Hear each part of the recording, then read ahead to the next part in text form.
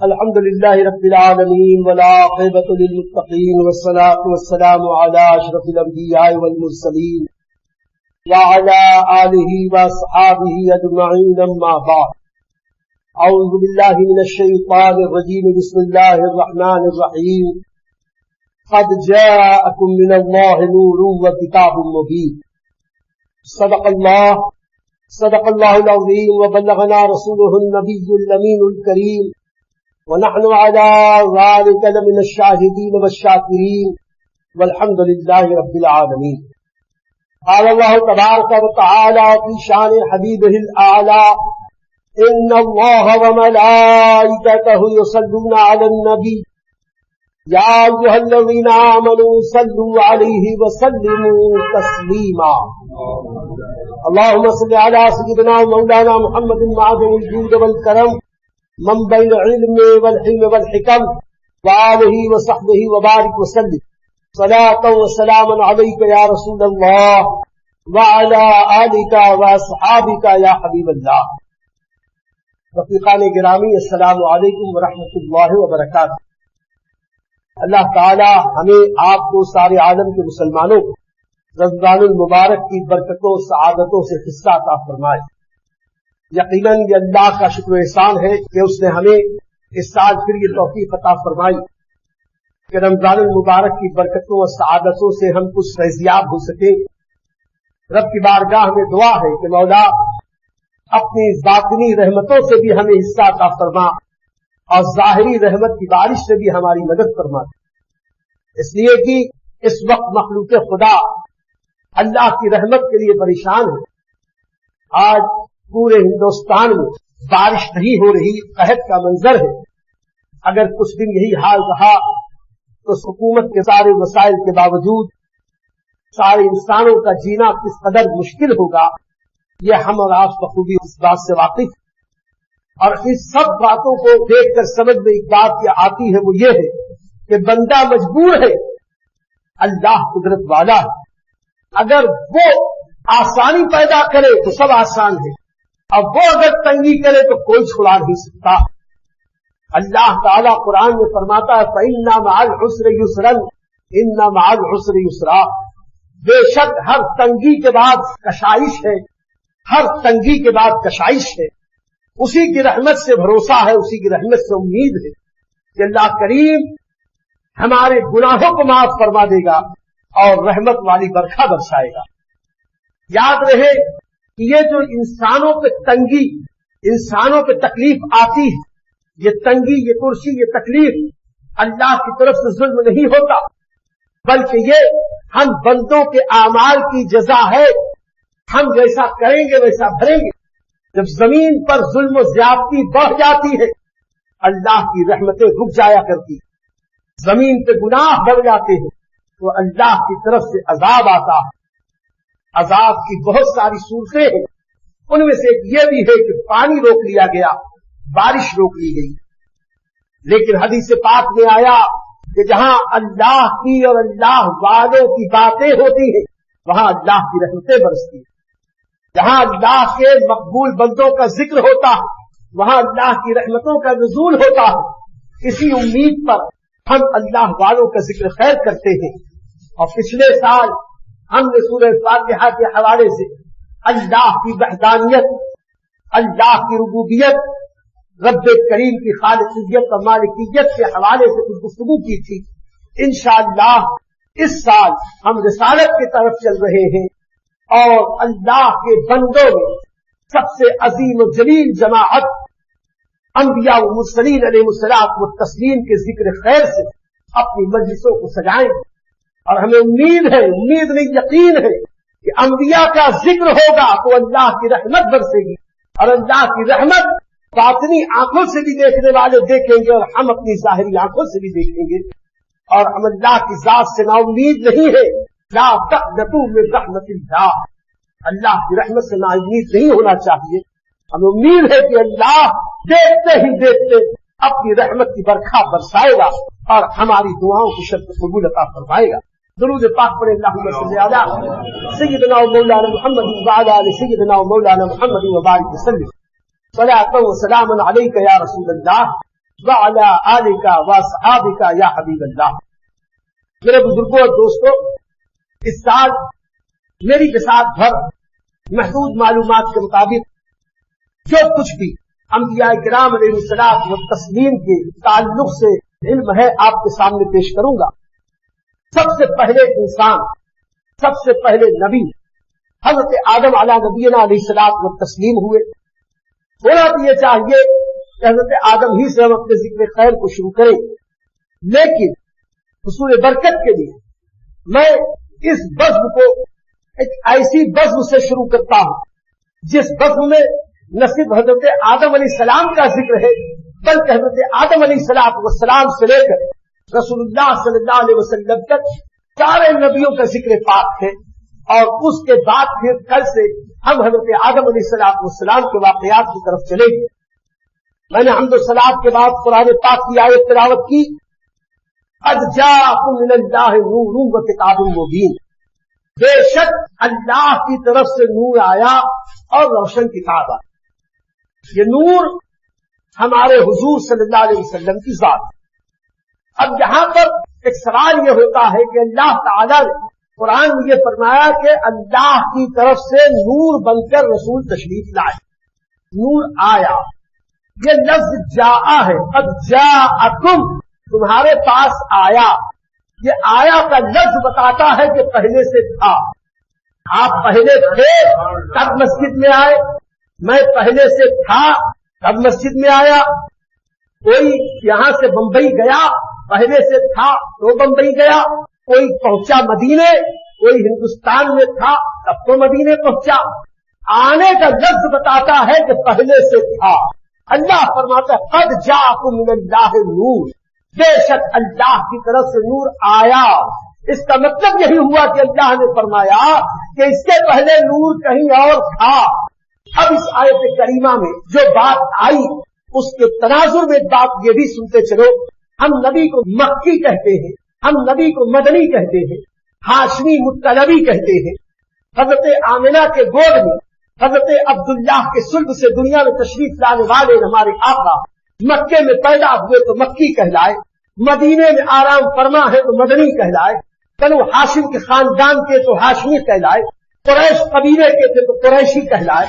لیکن آج ہم ایک الگ بات کہہ رہے ہیں کہ حقیقت میں یہ رسول مکی، مدنی، قریشی، ہاشمی، مطلبی یہ تو بعد میں ہے، اس کے پہلے کچھ اور ہے۔ وہ کیا ہے؟ اللہ فرما رہا قد جاءکم من اللہ نور، یہ نور آیا۔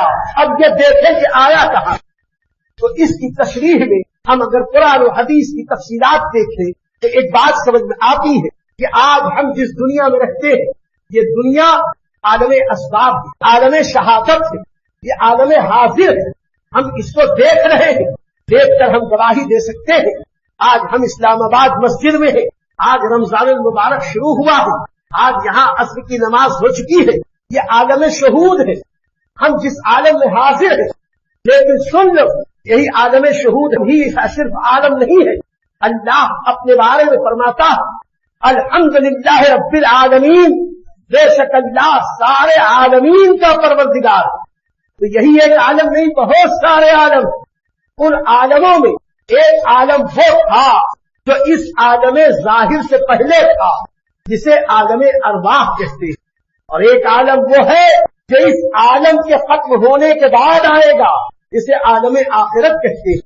اور عالم آخرت اور عالم ارواح کے بیچ میں یہ جو برزخ ہے یہ ہمارا عالم ہے۔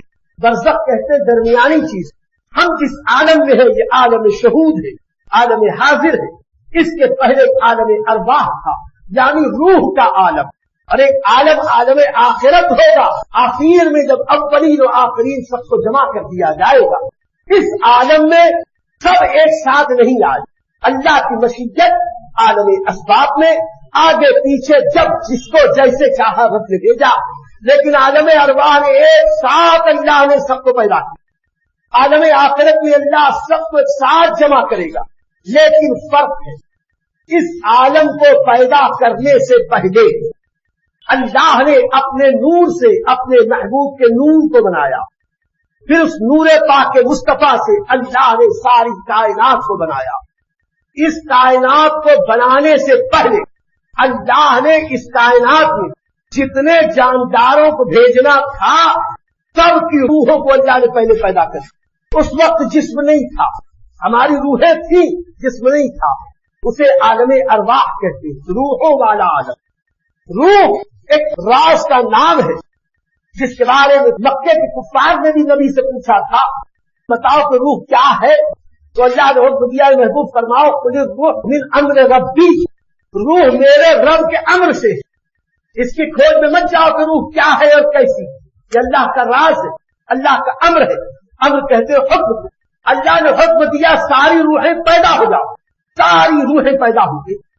اب یہ ساری روحیں پیدا ہوئی تو روحوں کو پیدا کر کے اللہ نے کیا کیا، مقصد کیا تھا؟ تو قرآن عظیم اس عالم غیب سے پردہ اٹھاتا، یاد رکھ، یعنی ابھی کا یہ عالم عالم شہود ہے، یعنی دکھائی دینے والا عالم۔ اب وہ عالم عالم ارواح ہمارا جسم ہی نہیں تھا، ہم نے دیکھا ہی نہیں، ہمارے لیے وہ غیب، اور عالم آخرت وہ بھی ہمارے لیے غیب، عالم ارواح بھی غیب، عالم آخرت بھی غیب۔ ہم بیچ میں لگتے ہیں یہ ہے عالم شہود، ہم سمجھتے ہیں ہم ہی سب کچھ ہے۔ ارے ہم جس عالم شہود میں ہے اس عالم کا بھی صحیح علم ہم کو نہیں ہے، تو غیب کا علم ہم کو کہاں سے ہوگا؟ غیب کا علم ایرو غیروں کو نہیں ملتا، غیب کا علم اللہ کے پسندیدہ رسولوں کو ملتا، اللہ اپنے محبوب بندوں کے ذریعے علم غیب دیتا۔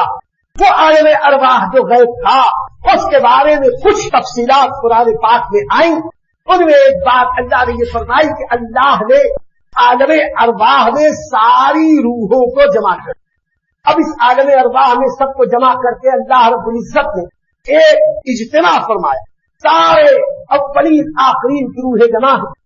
یقین جانو ہم بھی ہوں گے، آپ بھی، ہمیں نہیں یاد کہ وہاں کچھ ہوا، لیکن یہ غیب کی خبر غیب بتانے والے نبی صلی اللہ علیہ وسلم کے ذریعے اللہ دے رہا۔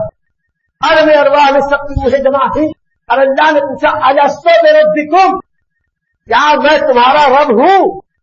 عالم ارواح میں ساری روحیں جمع ہے، اور ان روحوں میں انبیاء کی روحیں، اولیاء کی روحیں، مرسلین کی روحیں، صحابہ کی روحیں، عام لوگوں کی روحیں، کفار کی، مشرکین کی، جنات کی، انسان کی، حتیٰ کہ یہ فرشتوں کی روحیں، سب تھے۔ اللہ رب العزت نے سب سے پوچھا الستو بربکم، میں تمہارا رب ہوں؟ جب یہ سوال ہوا تو جتنی روحیں تھی سب خاموش، کوئی کو جواب ہی نہیں دے رہا۔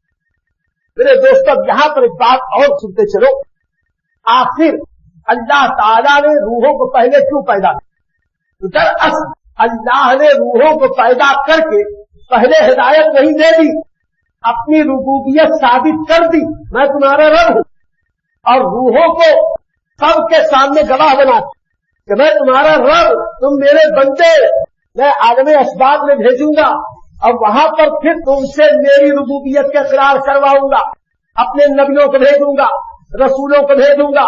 جب انبیاء و مرسلین کا سلسلہ ختم ہوگا، نبی کے نائبین کے ذریعے، اسلام اور قرآن کے ذریعے تم سے اپنی وحدانیت کا مطالبہ کروں گا، تو دیکھوں گا آج مجھ کو جو رب مانتے ہو اس دن مانتے ہو کہ نہیں۔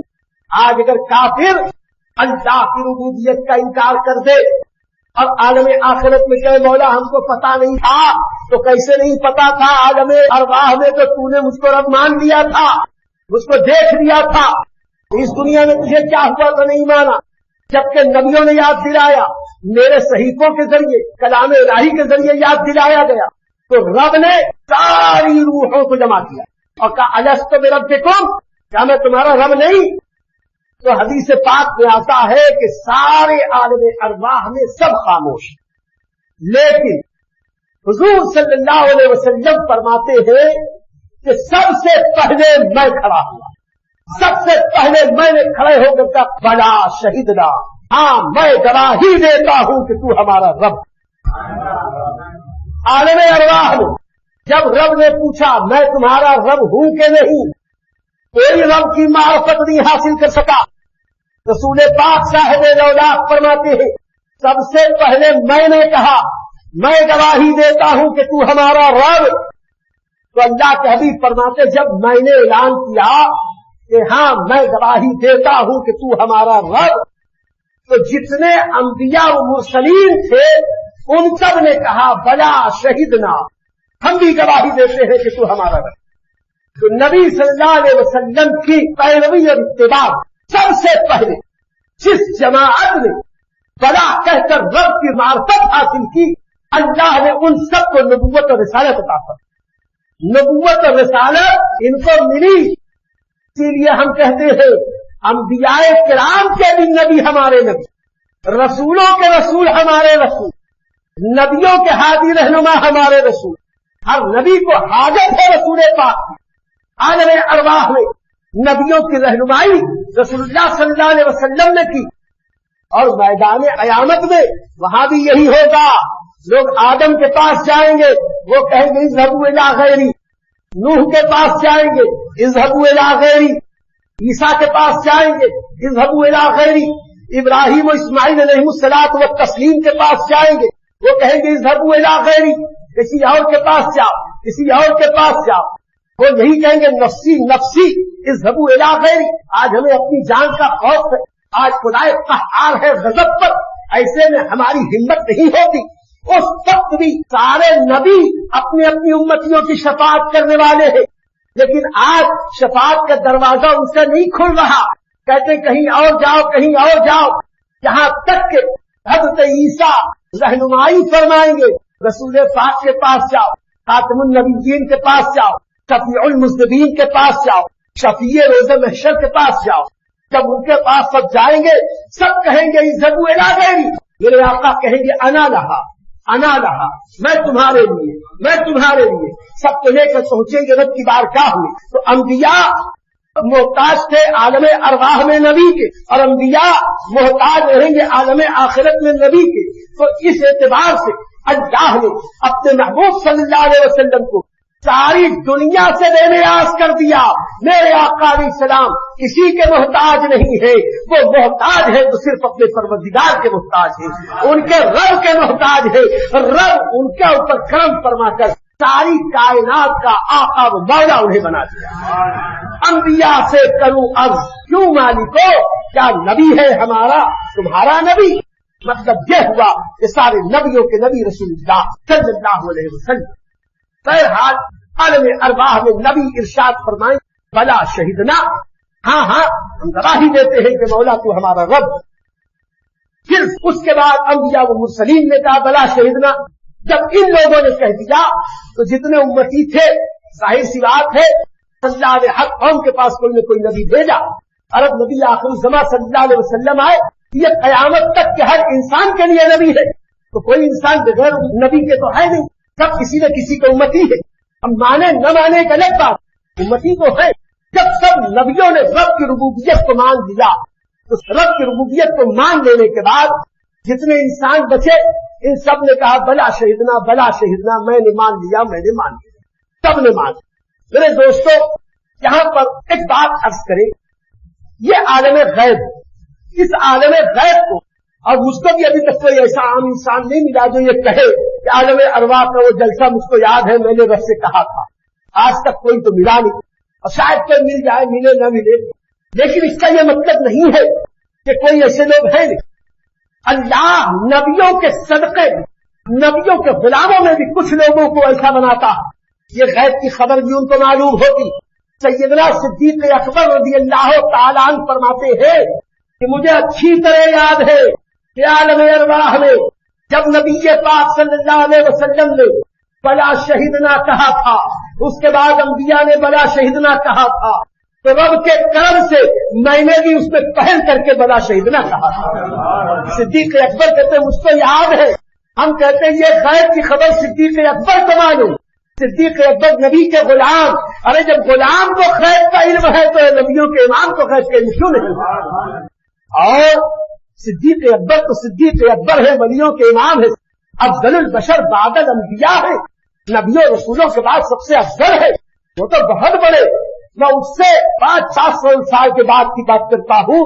اسی ہندوستان میں بزرگ ہے نظام الدین اولیاء سلسلہ چشت اہل بہشت کے پیشوا حضرت نظام الدین اولیاء ایک بار مجلس میں بیان فرمانے لگے، کچھ بات چلی تھی عالم ارواح کی، تو کہتے ہیں عالم ارواح میں جب اللہ نے الستو بربکم کہا تھا، کچھ آوازوں میں اس آواز کو پہچان لیتا ہوں جس آواز میں اللہ نے الستو بربکم ارشاد فرمایا۔ تو امت کے علم غیب کے جاننے کا حال یہ ہے تو نبی پاک صاحب اولاد کے علم کی وسعتوں کا کیا عالم ہے۔ اللہ نے اپنی ربوبیت کا اعتراف کروایا اور سب سے گواہی دی، سب نے وہاں رب مان لیا۔ اب یہاں آنے کے بعد یہ اور بات ہے کہ جو صحیح فطرت روحیں ہیں وہ تو اسلام قبول کر کے اللہ کو ایک مانتی ہے، باقی انکار کر دیتے ہیں۔ اب انکار کر تو دیتے ہیں لیکن عالم آخرت میں کچھ نہ بن پائے گا، اور حسرت و افسوس کے ساتھ یہ کہنا پڑے گا کہ غلطی ہم سے ہوئی۔ عالم ارواح میں اللہ نے جب اس جلسے میں سال روحوں کو جمع کر کے اپنی ربوبیت کی گواہی دی، اس کے بعد ارشاد فرمایا اب جتنے لوگ ہو اس میں سے غیر نبی سب نکل جا۔ مطلب یہ ہوا ایک دیوان عام کا جلسہ تھا، ایک دیوان خاص کا جلسہ۔ عام جلسے میں سب تھے، کافر بھی، مشرک بھی، نکمے بھی، اندر سے گنہگار سیاہکار بھی، سب تھے رب کی ربوبیت کے ماننے اور نہیں ماننے کے امتحان دینے کے۔ لیکن اللہ نے حکم دیا کفار نکل جائیں، مشرکین نکل جائیں، منافقین نکل جائیں، حتیٰ کہ مومنین نکل جائیں، صحابہ نکل جائیں، اولیاء نکل جائیں۔ اللہ نے سب کو نکال دیا، اور نکالنے کے بعد اس مجلس میں بچے کون؟ اللہ رب العزت اور وہ لوگ جنہوں نے بلا شہیدنا کہنے میں پہل کی تھی، یعنی انبیاء و مرسلین کی روح ہے۔ تو سمجھ میں آ گیا کہ معاملہ کچھ خاص۔ پہلے جو بات ہوئی تھی تو سب سے اللہ نے پوچھا تھا، اور اب سب کو نکال کے خاص خاص لوگوں کی بات ہو رہی۔ مطلب یہ ہوا پہلے پوری پارلیمنٹ کو جمع کیا گیا تھا، اب خالی کیبنٹ جمع کی گئی ہے، اور کیبنٹ سے کوئی خاص پرائیویٹ بات ہونے والی۔ اور یہ بات جو میں عرض کر رہا، یہ قصہ کہانی و داستان نہیں ہے، یہ اساطیری داستان نہیں، قرآن میں اس کی تفصیل موجود ہے کہ اللہ نے ساری روحوں کو نکال دیا، کہا صرف نبی اور رسول رہ جائیں۔ جب انبیاء و رسول رہ گئے، اللہ رب العزت نے اب ارشاد فرمایا وَإِذْ أَخَذَ اللَّهُ مِيثَاقَ النَّبِيِّينَ، اے نبی یاد کرو اس وقت کو جب اللہ نے نبیوں سے وعدہ لیا، اے انبیاء کی روحو بتاؤ جب میں تمہیں دنیا میں کتاب اور حکمت دے کے بھیجوں گا، یعنی نبوت و رسالت دے کے بھیجوں گا، اور اس کے بعد تمہارے پاس وہ رسول آئے، آخری رسول محمد عربی، جب وہ رسول آئے تمہاری تائید کرتے ہوئے، تمہاری تصدیق کرتے ہوئے، اے نبیوں کیا اس نبی آخر الزماں پہ ایمان لاؤ گے؟ ان نبیوں نے سب نے کہا ہاں ہاں یا اللہ ہمیں تو نبی اور رسول بنا کے بھیجے گا۔ اس کے بعد نبی آخر الزماں آ جائیں گے تو ہم ان کی نبوت کو مان لیں گے۔ لَتُؤْمِنُنَّ، کیا تم ایمان لاؤ گے؟ انہوں نے کہا ہم ایمان لائیں گے۔ اللہ نے فرمایا کیا تم ان کی مدد کرو گے؟ انہوں نے کہا اے اللہ ہم ان کی مدد بھی کریں گے۔ جب ایمان لانے کے بعد انہوں نے مدد کرنے کا وعدہ کر لیا تو اللہ نے ارشاد فرمایا اچھا تم نے ایمان لانے کا وعدہ کیا، تم نے ان کی مدد کرنے کا وعدہ کیا، تو تم جتنے ہو ایک دوسرے کے گواہ ہو جاؤ۔ حضرت آدم کے اوپر آدم کو چھوڑ کے سب گواہ، حضرت نوح کے اوپر حضرت نوح کو چھوڑ کے سب گواہ۔ دنیا میں کسی بھی ایک بات کی گواہی کے لیے دو عادل مسلمان گواہی دے دے معاملہ صاف۔ آج نبی کی نبوت پر اللہ نبیوں سے گواہی لے رہا تو بے مثل نبی کی بے مثل نبوت کی گواہی کے لیے بے مثل گواہی کا اہتمام کر رہا۔ اب آپ سوچو جہاں تو گواہ کہتے چاند ہوا تو ہو گیا، اور آج نبیوں سے اتنی ذمہ داری کے ساتھ گواہی دی جا رہی کہ ہر نبی پر اس کو چھوڑ کے سارے انبیاء کی گواہی۔ اب اس ساری گواہی لے لی، اس کے بعد بھی ایک سوال یہ بھی تو ہے، اللہ تو عالم الغیب والشہادہ ہے، اللہ کو اولین آخرین کا علم ہے، اور اللہ ہی نے تو بھیجنا ہے کہ کون آئے گا کب آئے گا۔ اللہ کے علم پاک میں یہ تو تھا ہی کہ میں نبی آخر الزماں کو جب بھیجوں گا اس وقت کوئی نبی رہے گا نہیں۔ حضرت عیسیٰ کو بھی اس دنیا سے گئے ہوئے 570 سال ہو چکے ہوں گے۔ حضرت آدم سے لے کر حضرت عیسیٰ تک روئے زمین پر ظاہر میں کوئی نبی نہ رہے گا۔ किसी के जमाने में न भेजूंगा। उसके बावजूद अल्लाह वादा ले रहा, ऐ नबियों अगर वो आए तुम्हारी तस्दीक करें तुम मानोगे कि नहीं? उन्होंने कहा हम मानेंगे। उनकी मदद करोगे कि नहीं? हाँ मदद करेंगे। अच्छा तुमने वादा किया तो सब एक दूसरे के गवाह हो जाओ। सबने गवाही भी ले ली, सबने इकरार किया हाँ हम गवाह, हाँ हम गवाह, हाँ हम गवाह। जब सबकी गवाही हुई तो अल्लाह फरमाता है सुनो अब तुम्हारी सारी गवाही पर एक हमारी सरकारी गवाही, मैं भी तुम पर गवाह हूं कि तुमने वादा किया मेरे नबी पे ईमान लाओगे, मेरे नबी की मदद करोगे। मेरे दोस्तों ये इतना एहतमाम क्यों? इसलिए कि अल्लाह आलमे शहादत में हम बंदों को जब भेजा तो हमें ये हुक्म दे के भेजा अल्लज़ीना युमिनूना बिल गैब, हिदायत तो वही रहेगा जो गैब पे ईमान लाएगा। और ये गैब की खबर गैब देने वाले नबी बताएंगे और कुरान के जरिए गैब मालूम होगा। और इसमें मालूम हो गया ये गैब की खबर पता लग गई कि सारे नबियों का नबी हमारा नबी, सारे रसूलों का रसूल हमारा रसूल। हजरत आदम के उम्मतियों का कलमा ला इलाहा इल्लल्लाह आदम सफीउल्लाह, हजरत नूह के उम्मतियों का कलमा ला इलाहा इल्लल्लाह नूहुन नजीयुल्लाह, हजरत इब्राहीम अलैहिस्सलातु वस्सलाम के उम्मतियों का कलमा ला इलाहा इल्लल्लाह इब्राहीम खलीलुल्लाह। लेकिन इन सारे नबियों का कलमा ला इलाहा इल्लल्लाह मुहम्मदुर रसूलुल्लाह, ला इलाहा इल्लल्लाह मुहम्मदुर रसूलुल्लाह। इन लोग तो आलम अरवाह में ईमान ला चुके, अब वादा कर चुके कि हम इनकी पैरवी करेंगे, इनके नक्शे कदम पर चलेंगे, इनकी मदद करेंगे। हम कहते हैं मेरे दोस्तों ये वादा लिया और गैब पर ईमान लाने वाला ही मुसलमान, हम गैब पर ईमान लाने वाले हैं कि इन नबियों ने वादा किया तो अब किस तरीके से हम पर फर्ज हुआ। ये अंबिया हमारे आका अलैहिस्सलातु वस्सलाम की खिदमत में है तो हम किस शुमार कतार में है?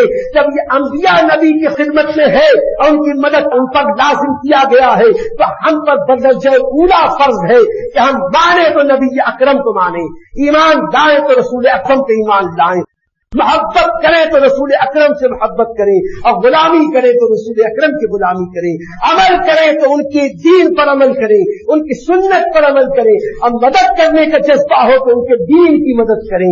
उनके दीन की मदद हकीकत में उनकी मदद उनके परवरदिगार की मदद है। तो बहस का मेरे दोस्तों आलम अरवाह में सारे नबियों से अल्लाह ने ये वादा दिया। अब मेरे दोस्त एक बात और सुन लो, अल्लाह ने कहा मेरी भी गवाही। इतने एहतमाम क्यों? अल्लाह ने जब ये पूछा था अलस्तु बिरब्बिकुम, क्या मैं तुम्हारा रब हूँ, वह किसी से गवाही नहीं ली, किसी से गवाही नहीं ली, सब कुछ छोड़ दिया यूं ही। और नबी के बारे में इतनी गवाही, अल्लाह बेनियाज है, किसी का मोहताज नहीं। कोई उसको खुदा माने तो क्या और न माने तो क्या, पूरी दुनिया माने तो उसकी खुदाई में कोई बढ़ोतरी नहीं होगी और पूरी दुनिया न माने तो उसकी खुदाई में कोई कमी नहीं होगी। अल्लाह रब्बुल इज्जत ला महदूद कुदरतों वाला बेनियाज मौला, कोई माने न माने वो बेनियाज। लेकिन उसकी खैरत ये गवारा नहीं करती कि मेरी गवाही देने का इनकार करने वाले इनकार कर दे, कोई परवाह नहीं, लेकिन मेरे महबूब की गवाही उन्हीं से लूंगा जो मानने वाले हो। महबूब की गवाही कुफ्फार से नहीं, नबी के रिसालत और अज़मत की गवाही मुशरिकीन से नहीं, आराम मोमिनीन से भी नहीं, उनसे लूंगा जो गुनाह कर ही नहीं सकते, जो खिलाफ वर्जी कर ही नहीं सकती, बेऐब इंसानों से यानी अंबिया व मुरसलीन से, मासूमों से गवाही लूंगा। अब यहाँ पे एक बात और भी आती है, अल्लाह रब्बुल इज्जत ने आलम अरवाह में गवाही ली किस बात पर? अगर मैं नबी भेजूं तो।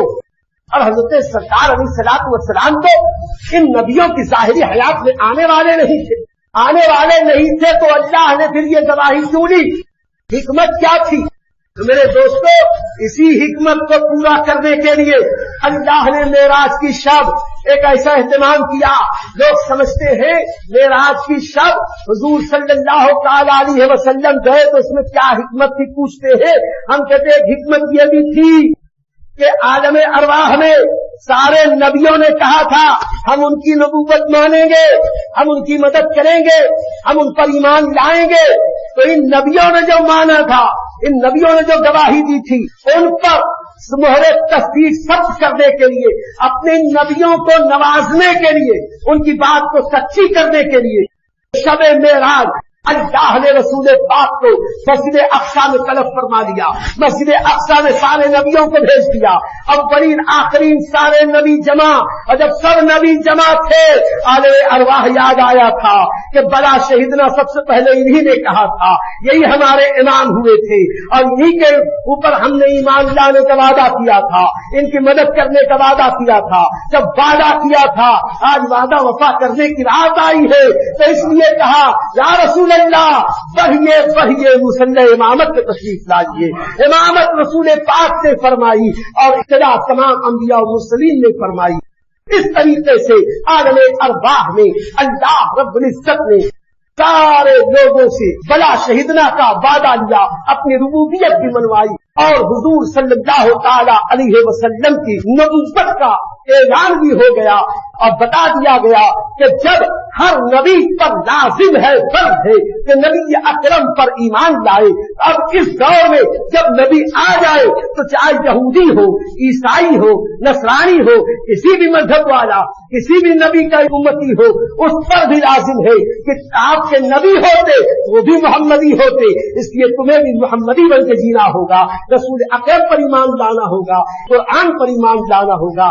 ان سب کی وجہ سے اللہ رب العزت نے روز نصاب عالم ارواح میں سارے نبیوں سے وعدہ لیا، جہاں ہمارے نبی کی عظمت کا بیان ہوا اور بہت ساری اس میں حکمتیں ہیں، اور اسی لیے اللہ نے فرمایا قد جاءکم من اللہ نور، بے شک اللہ کی طرف سے نور آیا۔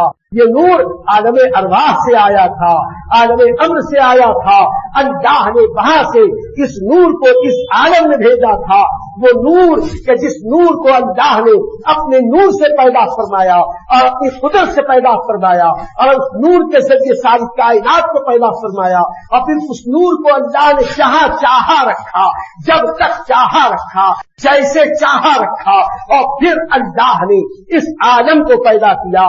اس کی بھی بہت تفصیل ہے، اس وقت کا موقع نہیں ہے، انشاءاللہ کبھی عرض کریں گے۔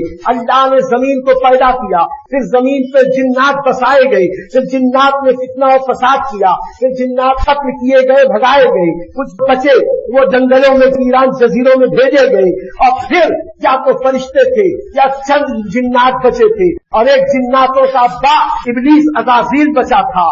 ایسے وقت میں اللہ رب العزت نے یہ ارادہ فرمایا کہ میں نے جس کے لیے ساری کائنات بنائی ہے اب اس کو ظاہر کر دوں۔ ابھی تک اس نبی کو اللہ نے پردے غیب میں رکھا تھا، اس پردے غیب سے عالم شہود میں لانے کے لیے اللہ نے ارادہ فرمایا اور اس فرشتوں کے سامنے اعلان کیا۔ اب وہ کیا اعلان کیا، کس طریقے سے اللہ نے حضرت سرکار علیہ الصلوۃ والسلام کے جلوے کو ظاہر کرنے کا اہتمام کیا، اسی میں حضرت آدم علیہ السلام کی تقریر انشاءاللہ کل سے ہم بیان کریں گے۔ اللہ تعالی ہمیں اپنے اور اپنے محبوبوں کا ذکر خیر کرتے رہنے کی توفیق عطا فرمائے۔ وآخر دعوانا ان الحمد للہ رب العالمین۔